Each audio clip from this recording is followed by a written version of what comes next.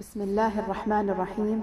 الحمد لله رب العالمين، والصلاة والسلام على سيدنا محمد وآله وصحبه أجمعين.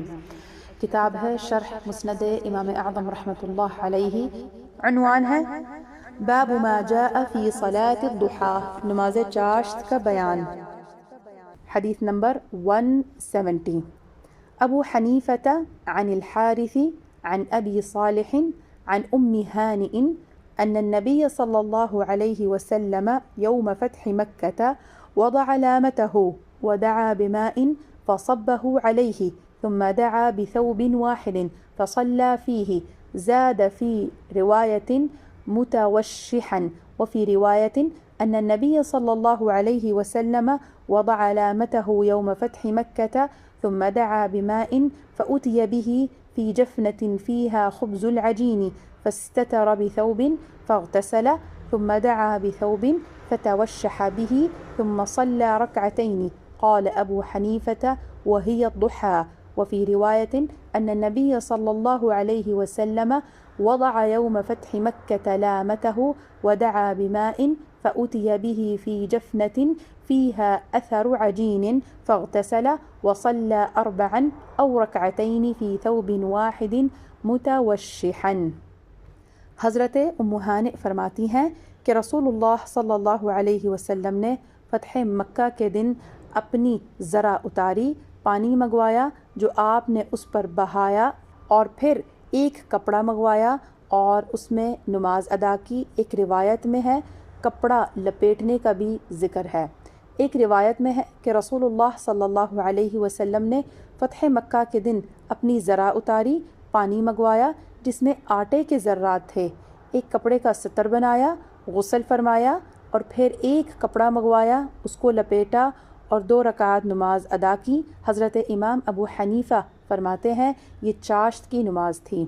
ایک روایت میں ہے کہ رسول اللہ صلی اللہ علیہ وسلم نے فتح مکہ کے دن اپنی ذرا اتاری، پانی منگوایا جس میں آٹے کے ذرات تھے اور ایک کپڑے کو لپیٹ کر 2 رکعات یا 4 رکعات نماز ادا کی.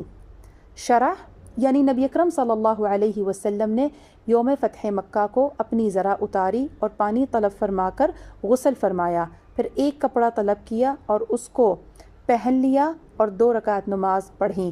ابو صالح نے اس میں یہ زیادتی کی ہے کہ متوشحا یعنی نبی اکرم صلی اللہ علیہ وسلم نے یہ کپڑا ہر بغل سے نکال کر پیچھے گدی پر اس میں گرا باندھ لی.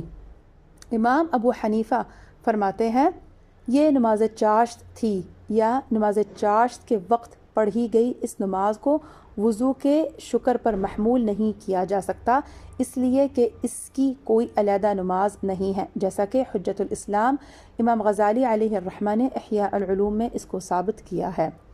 نماز چاشت مستحب ہے، کم از کم 2 اور زیادہ سے زیادہ چاشت کی 12 رکعتیں ہیں.